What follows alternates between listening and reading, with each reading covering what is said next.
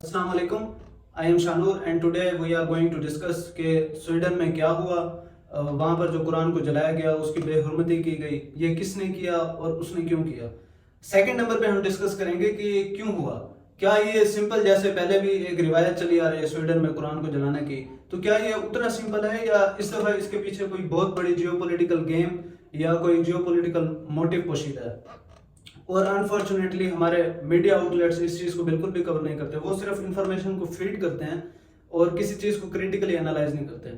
और third number पे ये भी आपको कोई नहीं बताएगा कि मुस्लिम्स का अब रिस्पॉन्स क्या होना चाहिए और मुसलमान इस चीज़ का कैसे बदला ले सकते हैं। तो सबसे पहले आ जाते हैं कि स्वीडन में हुआ कि उसकी डिटेल्स क्या हैं।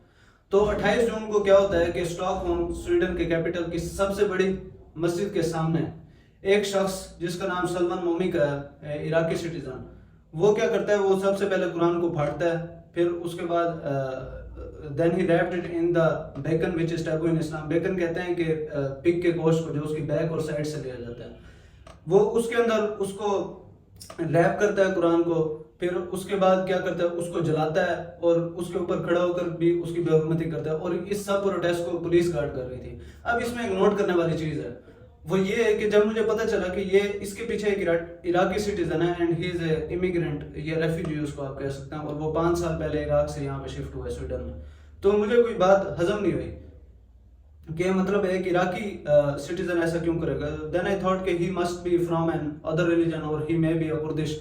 तो मैंने उसके बारे में सर्च की तो मुझे पता चला कि ही इज एन एथियस्ट। और जब उससे पूछा गया कि उसने कुरान को क्यों जलाया, तो ही गेव द रीजन के Quran teaches the killing of non believers, innocent non believers. तो उसने ये रीजन दी। अब इसमें यह समझ लेना जरूरी है कि ये जो सारा प्रोटेस्ट कंडक्ट हुआ, इसको स्वीडिश कोर्ट्स ने इसको अथॉरिटाइज किया हुआ था, यानी कि इसको लीगल करार दिया था। और उन्होंने कहा था कि it is legal but it is not appropriate, यानी कि लीगल तो है पर अप्रोप्रिएट नहीं है। तो पुलिस इस सब को गार्ड कर रही थी और उन्होंने एक बंदे को भी गिरफ्तार किया जिसने उस पर क्या कहते हैं, स्टोन मारने की कोशिश की, जो कुरान जला रहा था। अब दूसरी चीज ये है कि स्वीडन में ये कोई पहली दफा नहीं हो रहा और इवन के दूसरी दफा भी नहीं हो रहा। Sweden has a complete history of burning Quran. इससे पहले अगर आप देखें तो आपको याद होगा कि जनवरी के महीने में भी इस तरह का एक वाकया इंसिडेंस हुआ था। तो उसके बाद अब उसके बाद रिएक्शन आता है डिफरेंट कंट्रीज की तरफ से, पाकिस्तान की तरफ से रिएक्शन आता है, एक ट्वीट आता है शहबाज शरीफ का। फिर उसके बाद मोरक्को जो है वो अपने इन्वेस्टर को वापस बुला लेता है। फिर उसके बाद टर्की जो है वो भी इसकी निंदा करता है। फिर उसके बाद यूनाइटेड स्टेट्स ऑफ अमेरिका भी इसको कंडमनेशन करता है। फिर उसके बाद इराक में भी मैस लेवल प्रोटेस्ट होते हैं। और उसके बाद अगर हम चले जाएं तो नेटो के जो सेक्रेटरी हैं वो भी इसकी कंडमनेशन करते हैं। फिर हम दूसरे नंबर पे आ जाते हैं कि ये क्यों हुआ ये इंसिडेंट। तो इसकी दो रीजन है, एक तो सिंपल रीजन है और थोड़ी दूसरी जो है वो थोड़ी कॉम्प्लेक्स रीजन है। सिंपल रीजन इसकी ये हो सकती है, जो आपको भी समझ आती है, कि मुसलमानों को एजिटेट करना, फेम हासिल करना, और जो भी उसने सक्सेसफुली कर लिया, वो पूरी दुनिया का जो भी मीडिया चैनल उठा के देखें उसमें वो आ रहा है सलमान मोमी का। तो फेम हासिल करना था तो वो तो उसने कर लिया। दूसरी है थोड़ी कॉम्प्लेक्स रीजन, वो मैं समझाने से पहले आपको ये बताना चाहता हूँ कि NATO, North Atlantic Treaty Organization, ये एक सिक्योरिटी अलायंस है डिफरेंट कंट्रीज का। और इसमें एक ये शिक्षा मिल है जो आपको बता दूं, और भी काफ़ी चीज़ें होती हैं।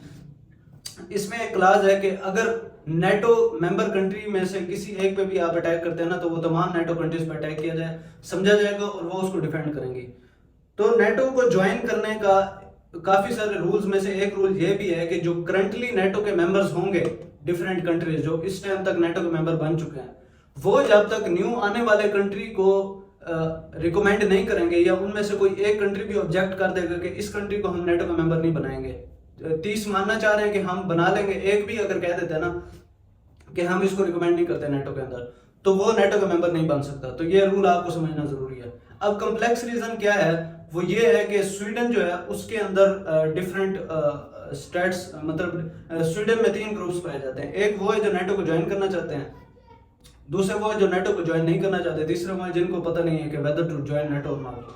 तो इसमें एक पोल कंडक्ट किया गया स्वीडन में कि आप नेटो ज्वाइन करना चाहते हैं नहीं करना चाहते। तो उसमें आया कि 64% लोग नेटो ज्वाइन करना चाहते हैं, 21% लोग नेटो ज्वाइन नहीं करना चाहते, and rest of 6% they don't know whether to join NATO और नॉट। तो अब मैं ये आपको किस लिए बता रहा हूँ, ये मैं इसलिए बता रहा हूँ کہ اب جو نیٹو جوائن نہیں کرنا چاہتے 21% لوگ، انہوں نے اسی سال فیب کے اندر بھی ایک مارچ کو کنڈکٹ کیا تھا، پروٹیسٹ کو کنڈکٹ کیا تھا کہ ہم نیٹو جوائن نہیں کرنا چاہتے، تو وہ اس کے کوئی سکسیسفل ریزلٹس نہیں آئے۔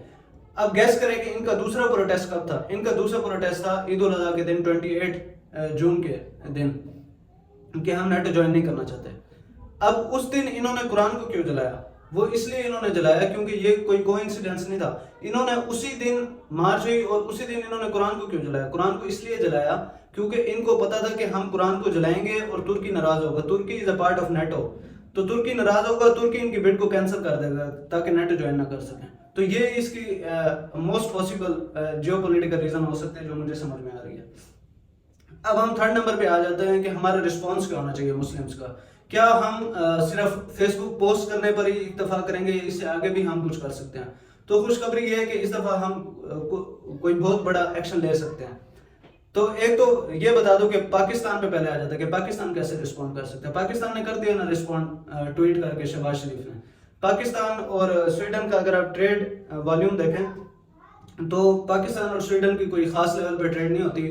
These are $165 million and those are paints at world level. تو اس میں کیا ہے، پاکستان ایکسپورٹر ہے اور سویڈن مین امپورٹر ہے۔ پاکستان کیا کیا ایکسپورٹ کرتا ہے، اس میں یہ ویجیٹیبلز وغیرہ ایکسپورٹ کرتا ہے، اور امپورٹ کیا کرتا ہے، اس میں کیمیکلز، پیپرز اور اسٹیشنری کا سامان ہو گیا، اور کیا کہتے ہیں تھوڑی بہت مشینری، یہ پاکستان وہاں سے امپورٹ کرتا ہے۔ تو نیٹ اگر آپ دیکھیں نا تو ہماری ایکسپورٹ زیادہ ہے، امپورٹ کم ہے سویڈن سے۔ تو اگر پاکستان کوئی ایکشن لیتا بھی ہے تو اس میں پاکستان کا اپنا ہی نقصان ہوگا، اور پاکستان ویسے بھی کچھ نہیں کر سکتا۔ پھر ہم آ جاتے ہیں کہ اب ہمارے پاس کیا آپشن باقی رہ جاتا ہے۔ تو میں چھوٹے آپشنز پہ نہیں جاؤں گا، بڑے آپشن پہ جاؤں گا۔ تو اس میں یہ ہے کہ دو مسلم کنٹریز، ایک ہے ترکی، ایک ہے البانیہ۔ ترکی کا آپ کو پتا ہے، Albania is a little country in the left of the Greece, اور اس کی پاپولیشن کوئی 3 ملین کے آس پاس ہے۔ کیا پاکستان یہ کر سکتے، تو مسلمز یہ کر سکتے ہیں کہ ترکی اور البانیہ اگر سویڈن کی اس بڈ کو ہی کینسل کروا دیں کہ نیٹو میں، کہ ہمیں اعتراض ہے کہ سویڈن کو نیٹو کا ممبر نہ بنایا جائے، تو میکسیمم پاسبل اگر کوئی بہت بڑا بھی سٹیپ اگر مسلمز لے سکتے ہیں وہ یہ لے سکتے ہیں۔ تو یہ تھا میرا analysis. Thank you for watching, اور مزید اس طرح کے ویڈیوز کے لیے چینل کو سبسکرائب کریں، دوستوں کے ساتھ شیئر کریں، اور ویڈیو کو لائک کریں۔ Thank you so much.